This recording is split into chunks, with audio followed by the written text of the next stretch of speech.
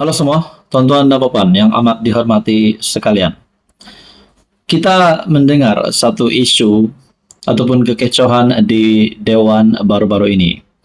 Di antara kepimpinan kerajaan, Datuk Seri Anwar Ibrahim dan juga kepimpinan Perikatan Nasional, sehingga menyebabkan ahli parlimen beramai-ramai keluar dari Dewan.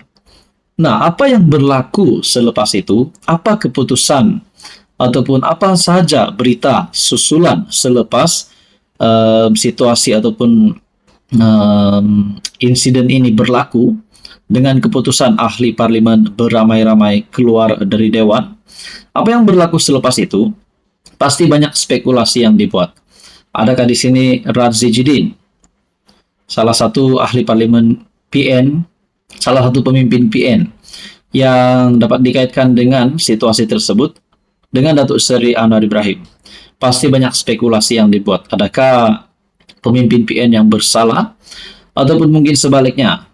Nah, satu artikel pula menyebut Khairuddin dakwa Radzi lakukan jenayah qazaf, dinasihat bertaubat. Satu artikel dari astroawani.com. Nah, menurut Khairuddin, beliau mendakwa Radzi Jidin telah terlibat dengan salah satu jenayah yang dipanggil jenayah qazaf.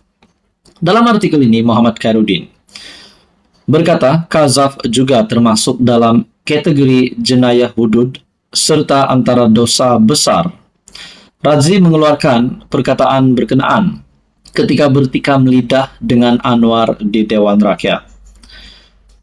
Naib Presiden Bersatu Datuk Radzi Jidin dinasihat bertaubat kerana didakwa telah menyebut beberapa perkataan jelik terhadap Perdana Menteri Datuk Seri Anwar Ibrahim yang termasuk dalam kesalahan jenayah qazaf. Bekas Menteri Perusahaan, Perdagangan dan Komoditi Datuk Muhammad Khairuddin Aman Razali berkata, qazaf juga termasuk dalam kategori jenayah hudud serta antara dosa besar. Ia menjadi satu kesalahan jenayah syariah dalam akta dan enakmen kesalahan jenayah syariah di negeri-negeri dalam Malaysia. Bagaimana perkara itu dibiarkan berlaku dalam parlimen tanpa sebarang teguran, sedangkan dalam parlimen terdapat ustaz-ustaz yang mendalami pengajian Islam dan memperjuangkan pula pelaksanaan hudud dalam negara, kata Muhammad Khairuddin yang juga bekas ahli parlimen Kuala Nerus menerusi hantaran di akaun Facebook beliau. Radzi mengeluarkan perkataan berkenaan ketika bertikam lidah dengan Anwar semasa Menteri Kewangan itu menggulung perbahasan usul kajian separuh penggal RMK ke-12 di Dewan Rakyat pada Selasa. Adakah di sini, tuan-tuan dan puan, Radzi Jidin berisiko untuk dikenakan tindakan? Bahkan baru-baru ini juga, SPRM juga digesa untuk menyiasat Radzi Jidin yang pernah menjadi Menteri Kanan Pendidikan semasa ataupun era Perikatan Nasional menjadi kerajaan, Muhyiddin Yassin menjadi Perdana Menteri.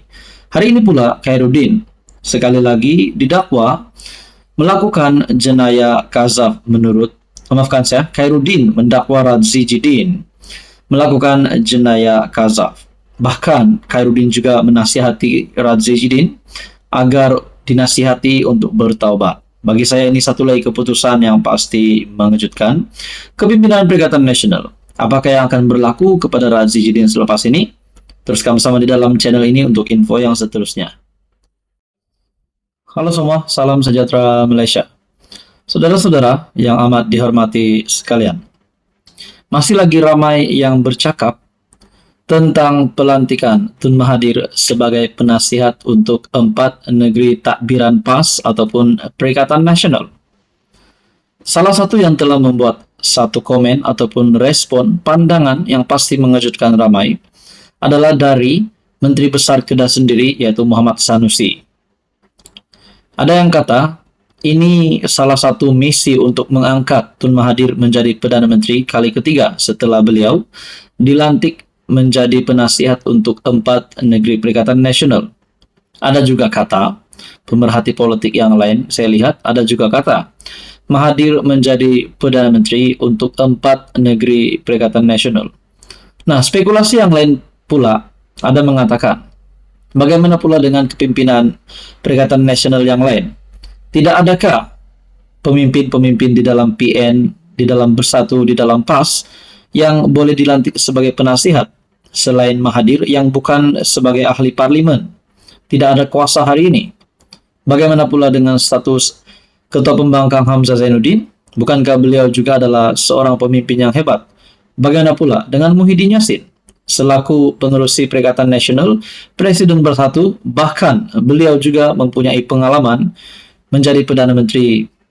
Nah, saudara-saudara, akhirnya Muhammad Sanusi membuka mulut, tampil dengan satu kenyataan. Sanusi nafi nak angkat Mahathir jadi Perdana Menteri semula. Satu artikel dari biharian.com. Jadi maknanya apa sebenarnya PAS dan PN mahu setelah mereka melantik Tun Mahathir menjadi penasihat untuk 4 negeri PN.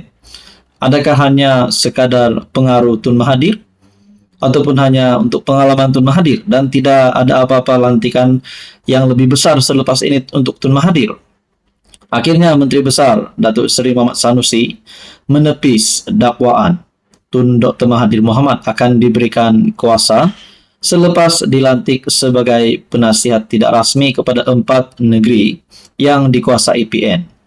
Malah katanya, dakwaan lantikan itu juga akan membuka jalan untuk menjadikan Dr. Mahathir sebagai Perdana Menteri sekali lagi tidak timbul sama sekali. Nah, menurut kenyataan Sanusi ini, kita sudah dapat lihat, PAS sendiri tidak mahu Tun Mahathir untuk menjadi Perdana Menteri lagi. Makna kata tidak akan ada lagi jawatan yang lebih besar mungkin selepas ini akan diberikan kepada Tun Mahathir. Untuk menjadi Perdana Menteri pula, bukankah mereka sudah ada calon? Hamzah Zainuddin pun boleh menjadi calon Perdana Menteri. Bahkan Tan Sri Muhyiddin Yassin pun sekali lagi mungkin mempunyai cita-cita untuk menjadi Perdana Menteri. Dalam artikel ini lagi, ini karena katanya bekas Perdana Menteri itu tidak lagi mempunyai sebarang kuasa dalam kerajaan. Pengakuan Sanusi sendiri. Tun tak ada kuasa apa, tak ada jawatan apa. Dia cuma nak bantu berdasarkan pengalaman dia. Oleh kerana dia ada pengalaman jadi Perdana Menteri begitu lama. Untuk pengalaman jadi Perdana Menteri, Tan Sri Muhyiddin Yassin sendiri pun ada pengalaman.